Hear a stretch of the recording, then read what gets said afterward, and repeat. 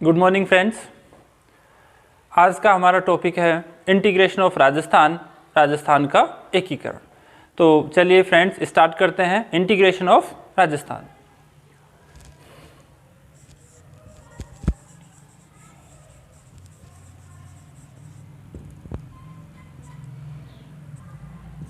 Integration of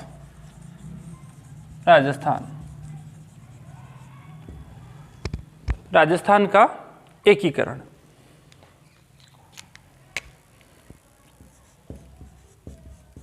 Rajasthan का एकीकरण हम पढ़ने जा रहे हैं आज, और एक नए तरीके से, ताकि आपको हर चीज़ क्लियर हो।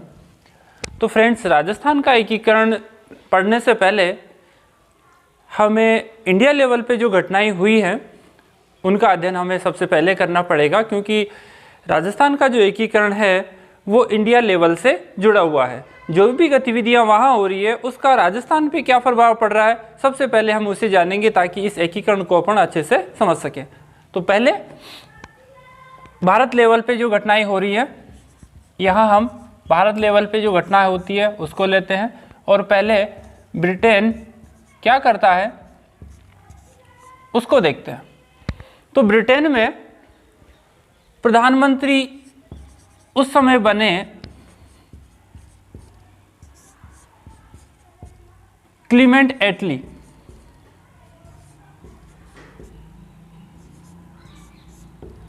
उस समय क्लीमेंट एटली बने ब्रिटेन के प्रधानमंत्री, जो लेबर पार्टी से थे।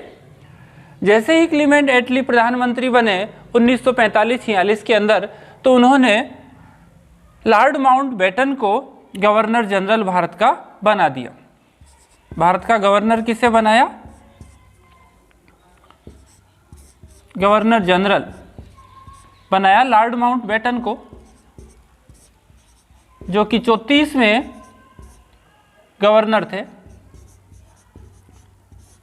ठीक है, लॉर्ड माउंटबेटन, और ये थे इंडिया के 34वें गवर्नर जनरल, ये बने भारत के। तो जैसे ही क्लीमेंट एटली भारत का गवर्नर जनरल बना, तो उसी समय 3 जून 1947 को ब्रिटेन की संसद में एक घोषणा की। किसने? क्लीमेंट एटली ने। वो घोषणा क्या थी? घोषणा ये हुई कि भारत को 15 अगस्त 1947 को एक तो विभाजन भी होगा। 15 अगस्त 1947 को विभाजन, और साथ ही सत्ता हस्तांतरण दोनों।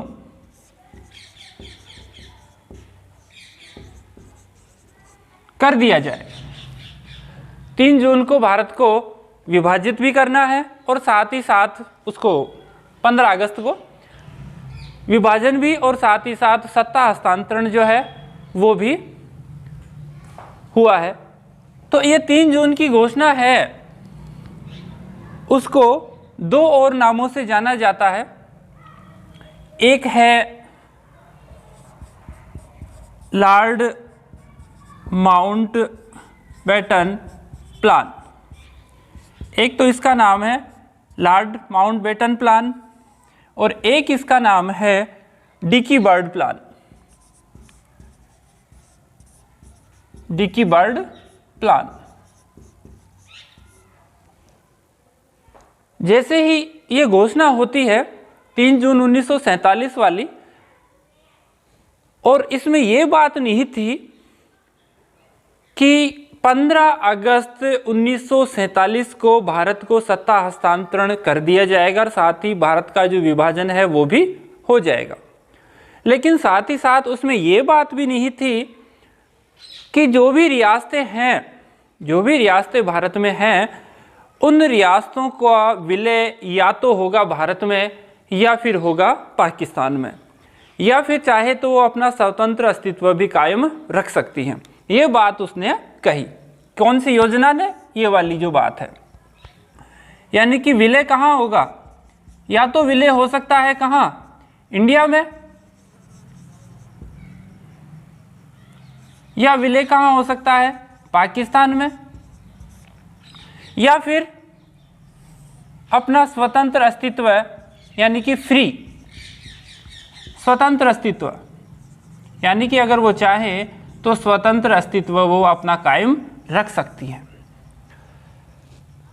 अब जो भी रियासतें हैं उनका शासक कोई भी ये नहीं चाहेगा कि उसका विलय भारत संघ में हो जाए या पाकिस्तान में हो जाए, क्योंकि शासक शुरू से शासन करते आ रहे हैं तो वो अपना जो शासन है वो इतनी आसानी से छोड़ने वाले नहीं हैं।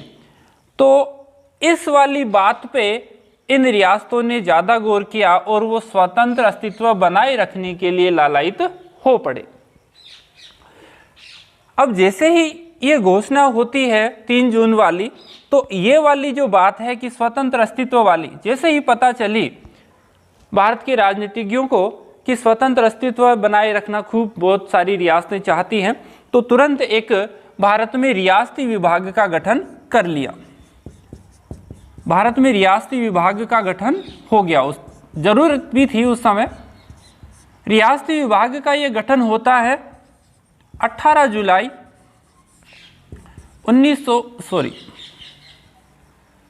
5 जुलाई 1947 को। 5 जुलाई 1947 को यह रियासती विभाग का गठन हो जाता है। रियासती विभाग का जो अध्यक्ष है ये बनते हैं अपने iron man of India Sardar Vallabh भाई पटेल।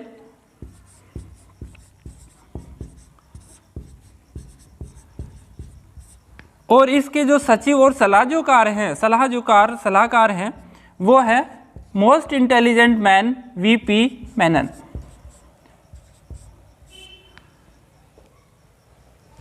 अध्यक्ष बने सरदार पटेल और सचिव बनाए गए most intelligent man VP Menon. अब फिर आगे यहाँ चलते हैं, थोड़ा सा ब्रिटेन की बात और कर लेते हैं। 3 जून 1947 के बाद 18 जुलाई 1947 को, ये इंपॉर्टेंट चीज़ है फ्रेंड्स, 18 जुलाई 1947 को भारत स्वतंत्रता अधिनियम पारित किया ब्रिटेन की संसद ने। भारत स्वतंत्रता अधिनियम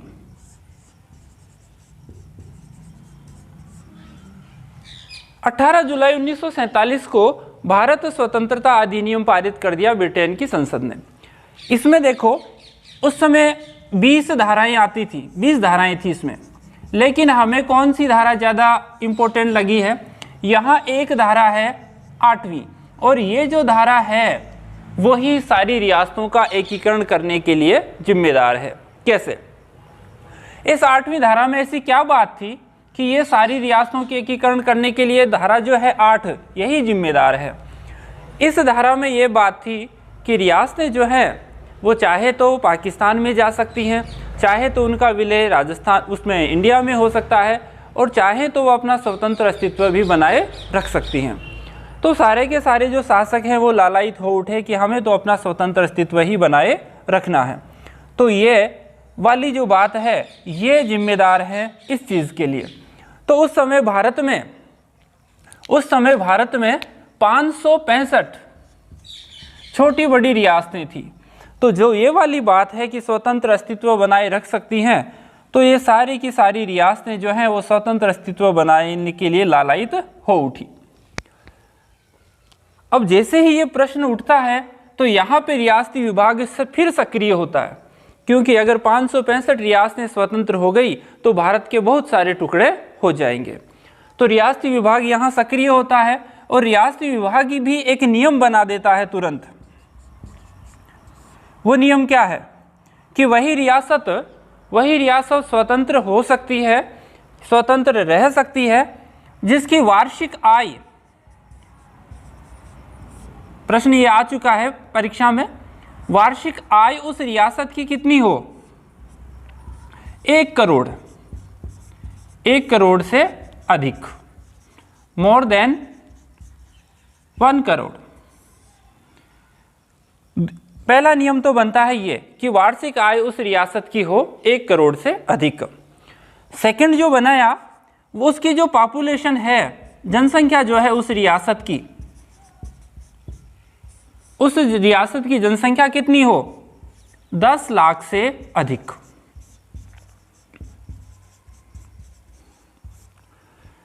ये वाली बात रियासती विभाग ने सब रियासतों को कह दी कि वही रियासत स्वतंत्र रह सकती है जो ये वाले 2 नियमों को फॉलो करती हैं, जिसकी वार्षिक आय हो 1 करोड़ से अधिक और जनसंख्या हो 10 लाख से अधिक। तो ऐसी स्थिति में कुछ रियासतें चुपचाप बैठ गई, उनके अरमानों पे पानी फिर गया, क्योंकि उनकी जो आय है वो 1 करोड़ से अधिक थी नहीं, 10 लाख जनसंख्या उनकी थी नहीं। तो कुछ रियासतें कौन कौन सी है उनकी भी बात हम कर लेते हैं। ब्रिटेन का यहाँ पे अब यही तक है ब्रिटेन का योगदान। अब राजस्थान पे इस नियम का क्या प्रभाव पड़ता है ये हम जानेंगे।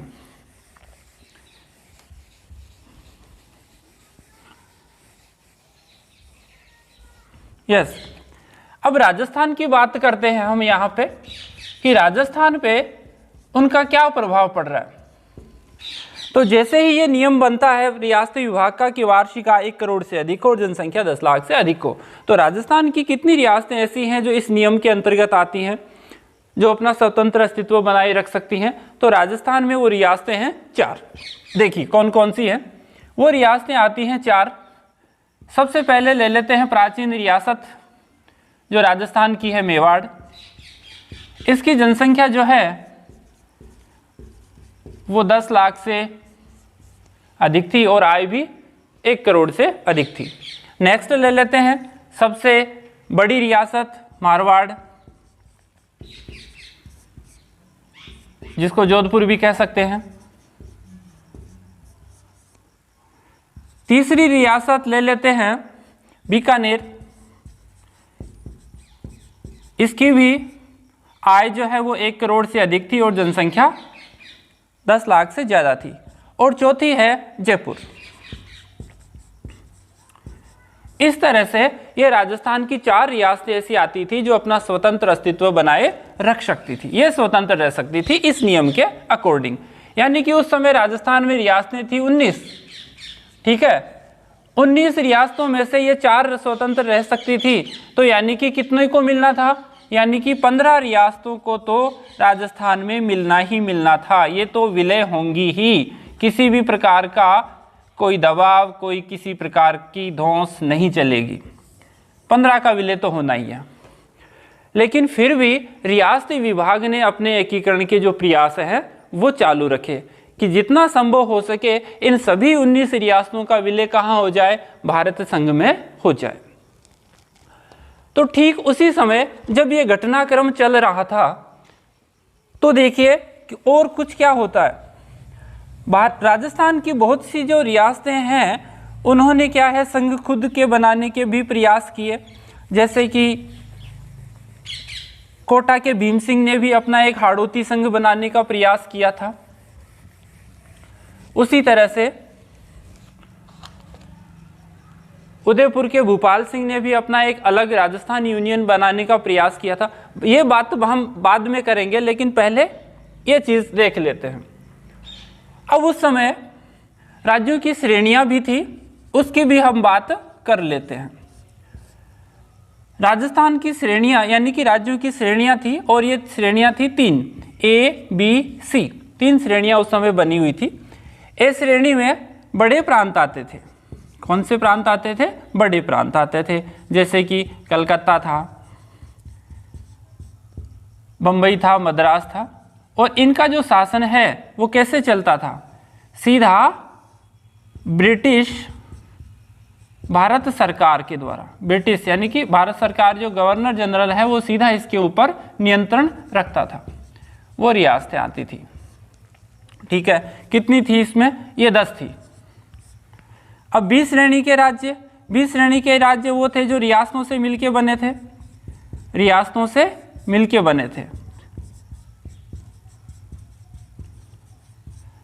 और इसमें कितने थे? इसमें अपना राजस्थान भी था।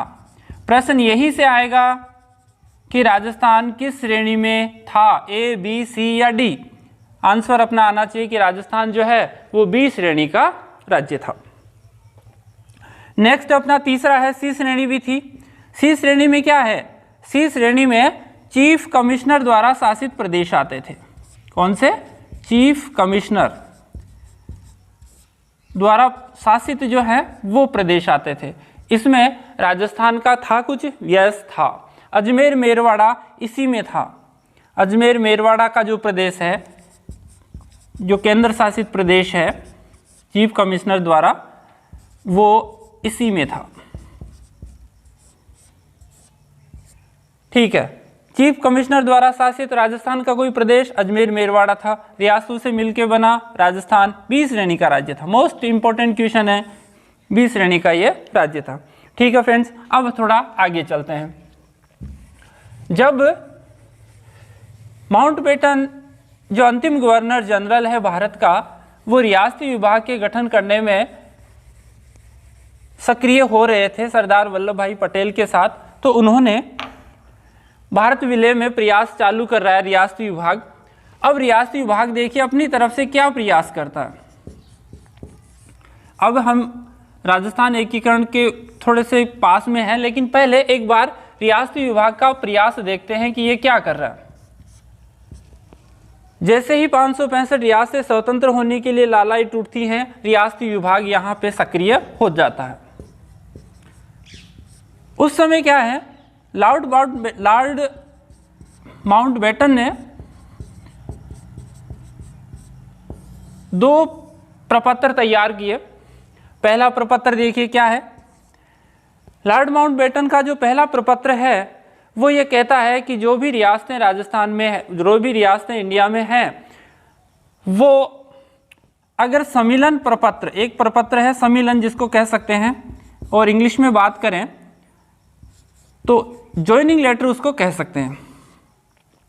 ज्वाइनिंग लेटर यानी कि उन रियासतों को जो भारत में हैं उनको क्या करना पड़ेगा, सबसे पहले भारत संघ में उनका विलय होगा और उसके बाद जो भी एकीकरण है वो होगा।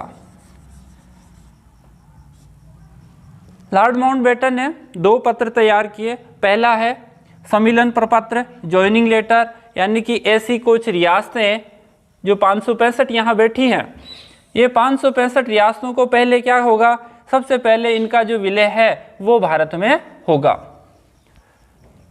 अब कौन कौन सी ऐसी रियासतें हैं जो इस ज्वाइनिंग लेटर पे साइन कर रही हैं? सरदार पटेल ने साफ साफ ये कह दिया था कि आपको ज्वाइनिंग लेटर पे साइन करना ही पड़ेगा। कुछ रियासतें स्वतंत्र हो सकती हैं जो उस नियम में नहीं आती। अब देखिए कौन कौन सी रियासतें हैं। अब अपने देखिए राजस्थान की कौन कौन सी रियासतें। एक बार राजस्थान का मानचित्र मैप हम तैयार करते हैं कुछ इस तरह से।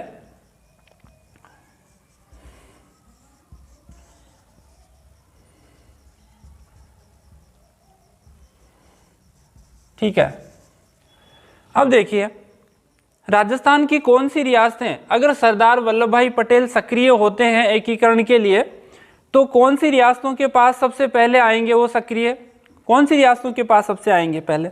सीधी सी बात है कि सबसे पहले कहाँ आएंगे? पश्चिम में, क्योंकि यहाँ कौन बैठा है? पाकिस्तान यहाँ पर बैठा है, जो सभी रियासतों को क्या कर रहा है? प्रलोभन दे रहा है कि आप हमारे में शामिल हो जाए। जैसे ही पता चलता है, यहाँ का जोधपुर का शासक जो है हनुमंत सिंह, जिसका नाम था हनुमंत सिंह, ये पाकिस्तान में क्या कर रहा है? मोहम्मद अली जिन्ना और जो भोपाल का शासक है हमीदुल्ला, उनके साथ मिलकर क्या कर रहा है? पाकिस्तान में विलय का प्रयास कर रहा है। यहाँ पर क्या कर रहा है? वो चुप चुप के फिल्म यहाँ पे आके वो देख रहा है।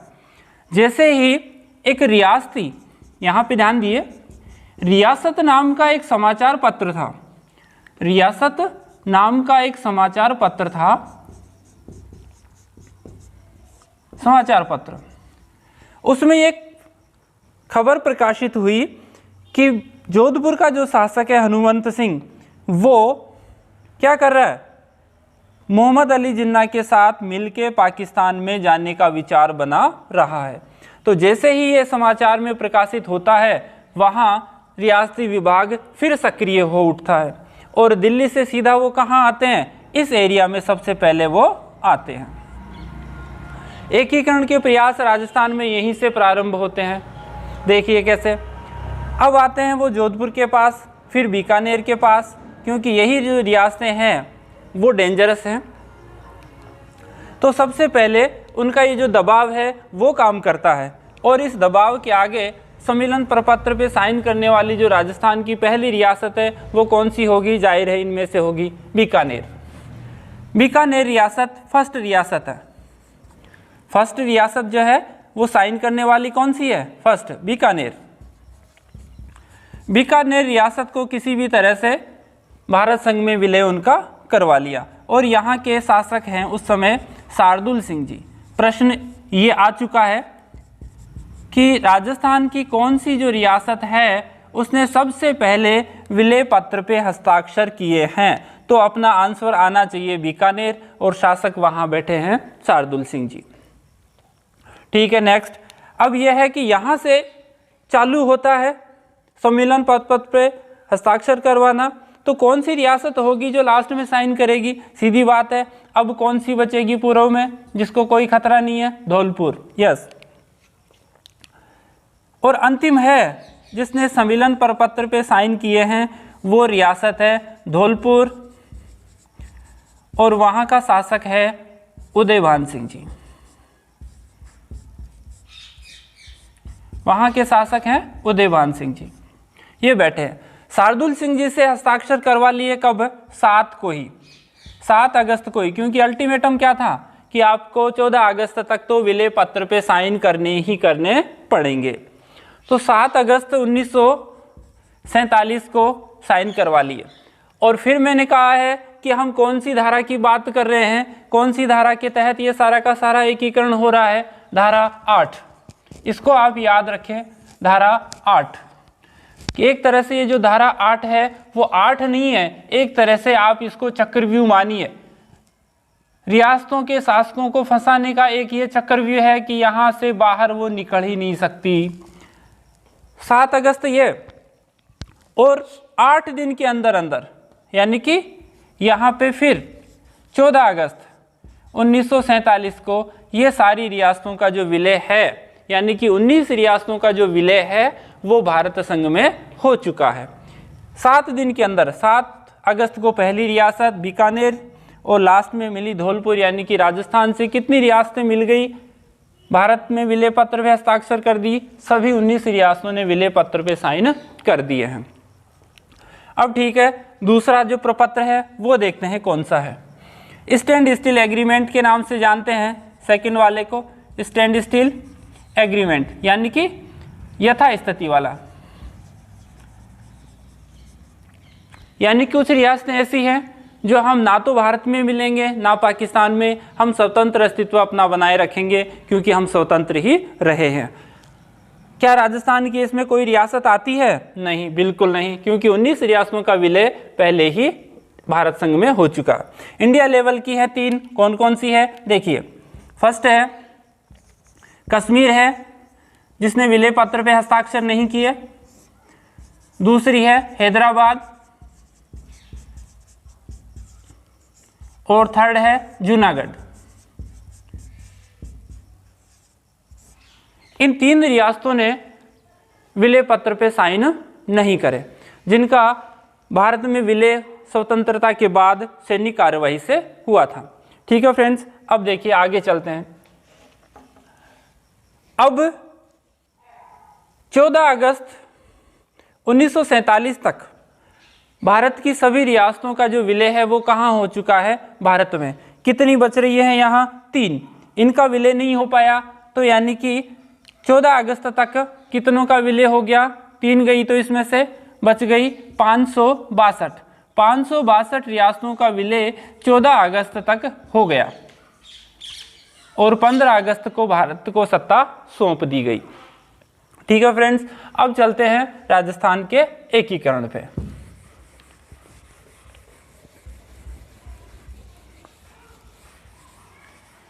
राजस्थान का एकीकरण जो है वो अब प्रारंभ होता है। राजस्थान के एकीकरण को समझने के लिए पहले भारत लेवल पे जो घटनाएं घटित हो रही हैं उनको ज़्यादा समझना जरूरी था, ताकि हम अच्छे से उस चीज़ को पढ़ सकें।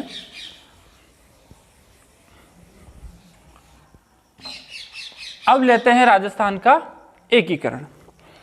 राजस्थान का एकीकरण जो है वो 7 चरणों में हुआ है। 7 चरणों में राजस्थान का एकीकरण हुआ, सही बात है, बिल्कुल 7 चरणों में हुआ है, ठीक है। अब 7 चरणों में हुआ तो प्रारंभ कहाँ से होता है? तो प्रारंभ करने के लिए आप इसी वर्ड को पकड़ लो, धारा 8, क्योंकि सारा काम क्या करवा रही है? यही धारा करवा रही है। तो 7 चरणों में 18 को लेते हैं। 18 को इसलिए क्योंकि राजस्थान के शासकों को समझाने के लिए एक डंडा जरूरी था।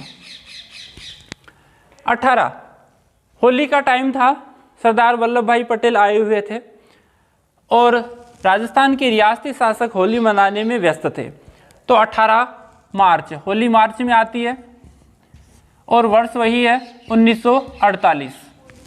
18 मार्च 1948 से प्रारंभ होता है राजस्थान का एकीकरण और कहाँ तक चलता है? सभी को याद है, 1 नवंबर 1956 तक चलता है। तो राजस्थान का एकीकरण 18 मार्च 1948 से प्रारंभ होता है, 1 नवंबर 1956 तक चलता है। कब से कब तक चला? प्रश्न आ चुका है एग्जाम में। अब देखिए कितना टाइम लगा, ये प्रश्न भी आ चुका है कई बार। तो देखिए किस तरह से निकालेंगे कि कितना टाइम लगा। देखिए धारा 8 को फिर पकड़ ले, धारा 8 को फिर पकड़ते हैं तो 8 साल, ठीक है। 7 चरणों में हुआ है तो 7 माह ले लो और 7 का जस्ट डबल कर लें 14 डेज। तो राजस्थान का जो एकीकरण हुआ है वो कितने साल लगे, कितना टाइम लगा? तो टाइम लग रहा है 8 साल 7 माह और 14 डेज।